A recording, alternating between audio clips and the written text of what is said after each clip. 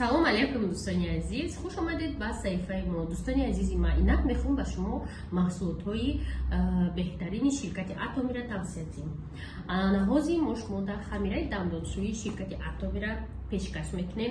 چی خصوصیت ها داره دوستان ما؟ این خمیره دندانشویی خونروی میلکای دندان نگاه میداره. اوجه در هفته یکم شما احساس میکنید که دنداناتون نسبتا سفید شدگی، دردشون کم میشه و اگر درد کنه وقتی دندانشویی خونریزی میشه اون را پیشگیری میکنه، دندانا را سفید میکنه. این ای گل ویش و زبنای پاسته زبنای پاسته سفید نمیسال گل به حد اکونومیای و دربارش میتونید در همه شبکه‌های اجتماعی بخونه.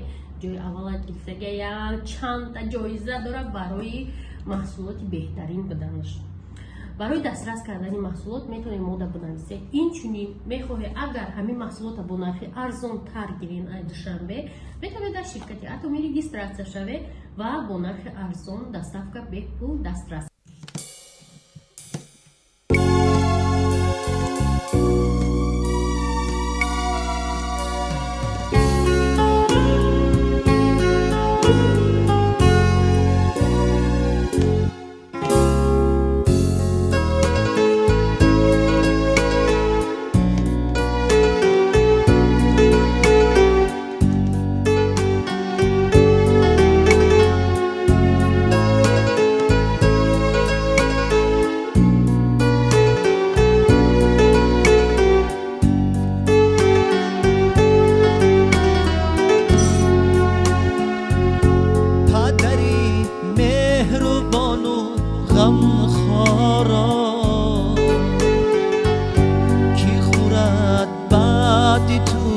غمی ما را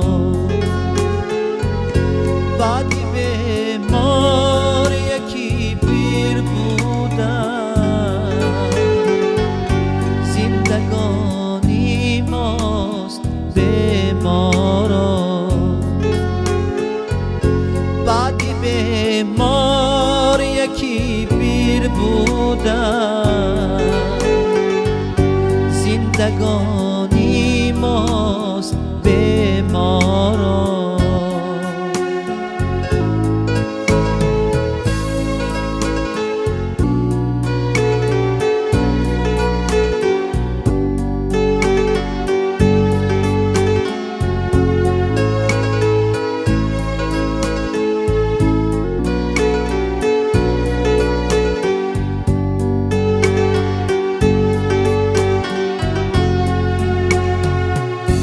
روزی تو بود کوتاه و رفتی،